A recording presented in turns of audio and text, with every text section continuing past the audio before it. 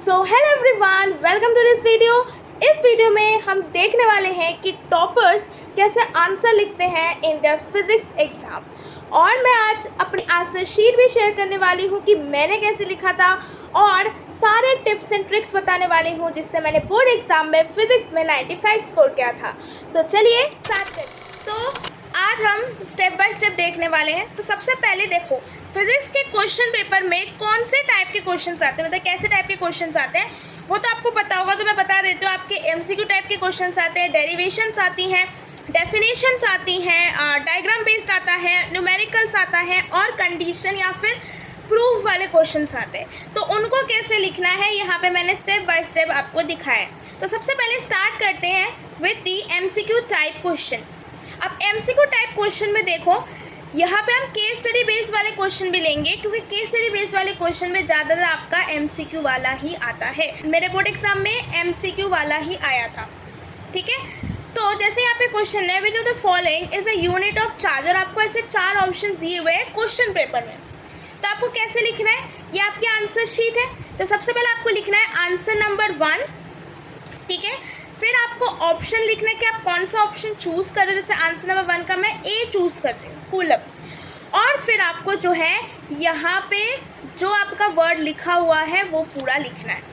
यानी कि सिर्फ आप आंसर नंबर 1 लिखने के बाद डायरेक्टली आप यहाँ पे ए लिख के छोड़ देंगे, नहीं, ऐसा नहीं करना है। मैं बार बार बता रही हूँ, आंसर नंबर 1 लिखा फिर ए लिख के छोड़ दिया, ऐसा नहीं करना है। आपको पूरा ऑप्शन जो है लिखना है, ठीक है। अब जैसे आंसर नंबर 2 कोई क्वेश्चन था तो उसमें वैल्यू लिखी है, तो वैल्यू भी आपको पूरा एकदम सही तरीके से जो है वो लिखना है। यानी कि यहाँ पे देखो, जैसे मैंने सी ऑप्शन लिखा फिर मैंने पूरी वैल्यू साथ में यूनिट भी लिखी है।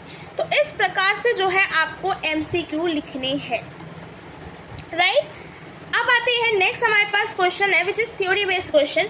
उनमें से किस टाइप के क्वेश्चंस आते हैं, तो सबसे पहला आता है आपका डेफिनेशन टाइप के क्वेश्चन। जैसे आपको दिया होगा डिफाइन इलेक्ट्रिक फ्लक्स, राइट। तो डेफिनेशन में क्या क्या लिखना है, आपको लिखना है the electric flux is define as करके लिखोगे तो अच्छा लगेगा, ठीक है। आपने पूरा लिखा है electric flux define as the number of electric field line passing per unit area, बस खत्म हो गया डेफिनेशन।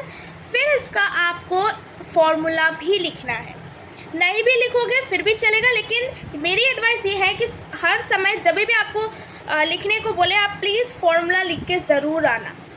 जैसे flux is equal to E dot S, यहाँ पे आप लिख सकते हो जैसे dot product of electric field and the area vector, और फिर यहाँ पे आप flux is equal to E S cos theta लिख सकते हो, ठीक है।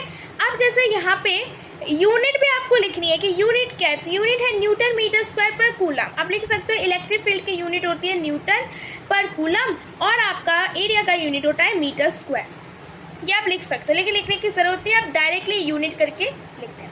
तो ये आपका पूरा आंसर है। देखो अच्छा लग रहा है ना, आंसर एकदम सजा के लिखा है, कुछ नहीं, बस आपको डेफिनेशन लिखनी है, फॉर्मूला लिखना है, यूनिट लिखना है, ठीक है। अब नेक्स्ट टाइप के क्वेश्चन जो हमारे पास आते हैं वो कंडीशन वाले क्वेश्चन आते हैं। कंडीशन वाले मतलब give condition when electric flux is equal to 0, इस तरीके के क्वेश्चन आ गया। इलेक्ट्रिक फ्लक्स इज मैक्सिमम, इस तरीके का क्वेश्चन आ गया। तो आपको कैसे लिखना है, आप पहले लिखोगे इलेक्ट्रिक फ्लक्स फाई, फिर पहले आपको फॉर्मूला लिखना है phi is equal to E S cos theta. फिर आप लिखोगे, फिर आप यहाँ पे डायग्राम बना दोगे कि जब थीटा आपके 90 डिग्री होता है, यानी एरिया ऐसा है, एरिया ऐसा है और इलेक्ट्रिक फील्ड ऐसे जा रहा है, मतलब एरिया ये है, एरिया का प्लेन ये है और ये आपका जो है यहाँ पे इसका एरिया वेक्टर है, यानी इलेक्ट्रिक फील्ड ऐसे जा रहा है और एरिया वेक्टर ऐसा, यानी 90 डिग्री का एंगल है। तो डैट मीन्स इसका मतलब क्या हुआ, आपको ये पूरा डायग्राम बनाना है, ठीक है।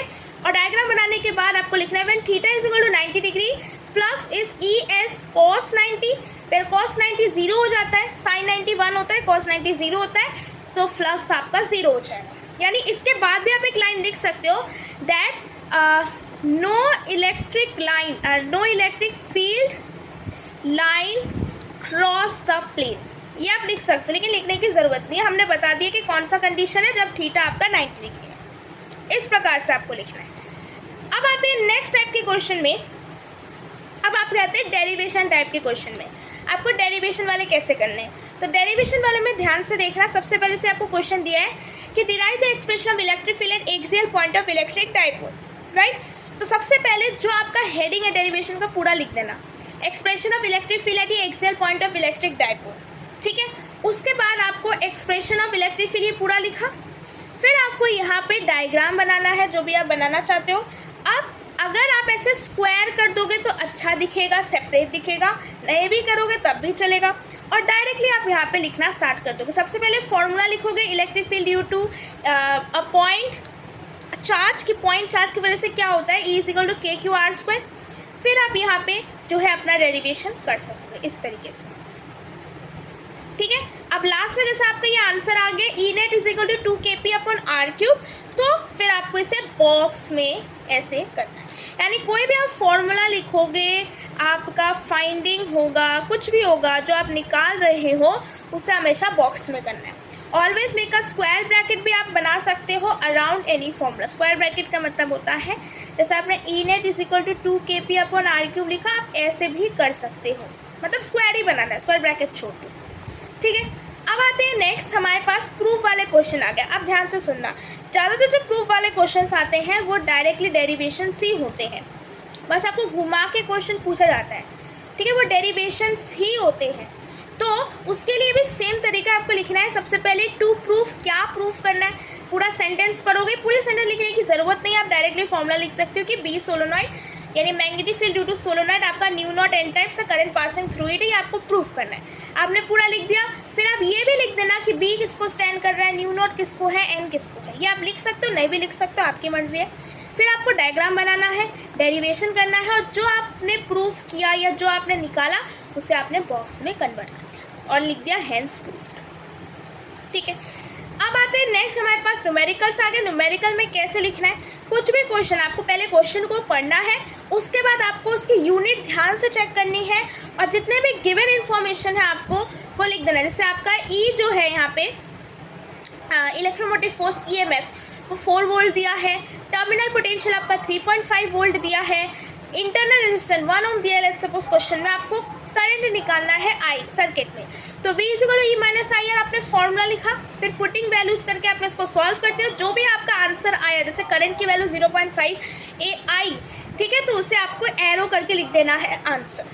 अब मैं आपको एक बताती हूँ चीज़, जैसे ध्यान से देखना, ये आपकी शीट है, राइट, यहाँ पे आपने सॉल्व किया और यहाँ पे आपका आंसर आ गया, ठीक है, लेकिन आपने ऐसा सॉल्व किया, मतलब इधर इधर करके बीच में कहीं आंसर आया, तो क्या करना है, नेक्स्ट पेज में ऊपर की लाइन में आपको लिख देना है कि the answer of the question is this.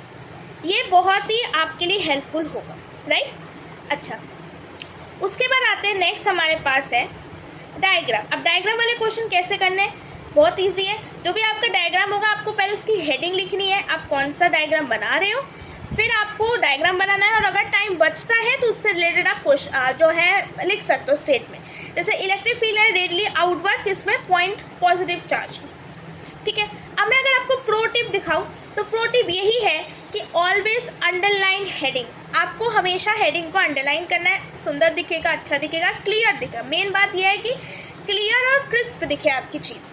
Formula और आंसर को बॉक्स में करना है, और हर एक क्वेश्चन के बाद लाइन लिखनी है, वो तो प्रेजेंटेशन में आ जाता है। मैं अपना हाफ फेली की आंसर शीट दिखाने वाली हूँ, क्योंकि बिकॉज देखो प्री बोर्ड का पेपर मेरा कहीं गुम हो गया है, ठीक है। अब मैंने पहले मन बनाया था कि मैं अपना प्री बोर्ड का ही पेपर आपको दिखाऊंगी, लेकिन मुझे नहीं मिला। प्री बोर्ड में मेरे अराउंड ऐसे नंबर आ रहे थे इस तरीके से, तो मुझे हाफ फेली का पेपर मिला। मैंने हाफ फेली का पेपर ही आपके लिए जो है स्क्रीनशॉट यहाँ पे लगा दिया है, उसमें मेरे पास 65 है। तो हाफ फेली में कौन कौन से चैप्टर आए थे ये भी बता देती हूँ मैं आपको। चैप्टर नंबर 1 से लेके 8 आया था, ठीक है। प्री बोर्ड का पेपर पता नहीं कहाँ गुम हो गया है, I am not able to find. अब मैं आपको अपनी आंसर शीट जो है वो दिखा दूँ, अब ध्यान से सुनना। सबसे पहली बात, अब ये तो आपका क्वेश्चन सॉल्विंग का वीडियो मैं अलग बना दूँगी, कैसे आपको क्वेश्चन सॉल्व करना, मतलब कैसे आपको क्वेश्चन पेपर को सॉल्व करना है। लेकिन एक बात ये ध्यान रखना है आपको कि ज़्यादातर आप स्टार्ट करना सेक्शन ई से, जैसे मैंने यहाँ पे आपको सेक्शन ई से स्टार्ट करवा के दिखाया है। सेक्शन ई से स्टार्ट करने का मतलब होता है जैसे आपने लेट्स सपोज पहले से स्टार्ट किया और लास्ट में आपका टाइम नहीं बचा, तो आपके पूरे 5 नंबर वाले छूट जाते हैं। लेकिन लास्ट में अगर आप MCQ करोगे तो क्या होगा कि आपका 1 नंबर छूटने के चांसेस रहेंगे, ठीक है। तो सबसे पहले मैंने सेक्शन ई को स्टार्ट किया था। अब देखो expression for electric potential at any general point at a distance R from the centre of dipole. इसको बेसिकली अंडरलाइन करना चाहिए था, मैंने नहीं किया, लेकिन आप अंडरलाइन करोगे तो अच्छा दिखेगा। ठीक है, उसके बाद यहाँ पे मैंने डायग्राम बना दिया, जो भी डायग्राम बनाना था, और फिर मैंने यहाँ पर जो है डेरिवेशन स्टार्ट कर दिया। और जब मेरा आंसर आया तो देखो मैंने यहाँ पे इसको बॉक्स करके लिख दिया। ठीक है, उसके बाद देखो नेक्स्ट, अब इसके पार्ट्स थे एक्चुअली। अब पार्ट्स वाले में कैसे करना है, देखो जैसे ये ए पार्ट था तो मैंने आंसर नंबर 31 करके मैंने यहाँ पे लिख दिया ए पार्ट। ठीक है, उसके बाद जब मेरा बी पार्ट आया, ये देखो यहाँ पे जब मेरा बी पार्ट आया तो बी पार्ट में क्या था, मेरे पास न्यूमेरिकल था, राइट। अब मैंने क्या क्या गिवन है यहाँ पे आप लिख सकते हो, गिवन क्या क्या गिवन था, Q1 गिवन था, Q2 था, R था। फिर मैंने थोड़ा सा डायग्राम बना लिया। अगर कुछ न्यूमेरिकल में आपको डायग्राम बना के सॉल्व करना है तो आप इसको कर सकते हो इस प्रकार से, फिर आप सॉल्व कर देना विद द फॉर्मूला जो भी है। ठीक है, और लास्ट में जो है आंसर आया था उसे मुझे इस तरीके से करना था, लेकिन मैंने क्यों नहीं किया मुझे पता नहीं, बॉक्स करना था। अब ध्यान से सुनना, ये एक और पार्ट था, इसी क्वेश्चन का एक और पार्ट है, इसमें भी आंसर ऐसे बॉक्स करना था लेकिन मैं करना भूल गई। ठीक है, अब आते हैं नेक्स्ट।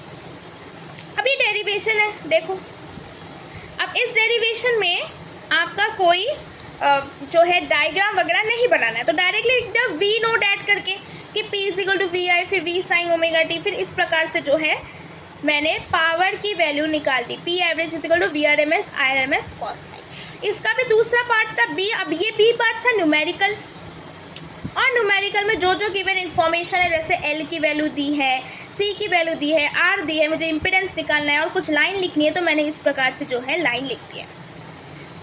ठीक है, अब देखो ध्यान से, अब मुझे पूरा सॉल्व करना है। अब मैंने ये वीडियो मैंने ये जो है स्क्रीनशॉट, वीडियो नहीं, ये स्क्रीनशॉट इसलिए लगाया, कभी भी इस प्रकार से सॉल्व मत करना, ये मेरी बहुत बड़ी गलती थी हाफ फेली में। ऐसे जैसे लिख तो दिया ये आंसर है, ठीक है, ध्यान से देखो, लिख तो दिया मैंने यहाँ पे आंसर है, लेकिन इस प्रकार से नहीं लिखना है आपको, हमेशा नेक्स्ट पेज में लिखना है जब भी आपका यहाँ तक एंड हो जाता है, और हमेशा रफ वर्क के अराउंड लाइन खींचनी होती है, वो मैंने नहीं खींचा। ठीक है, तो ये गलती मत करना।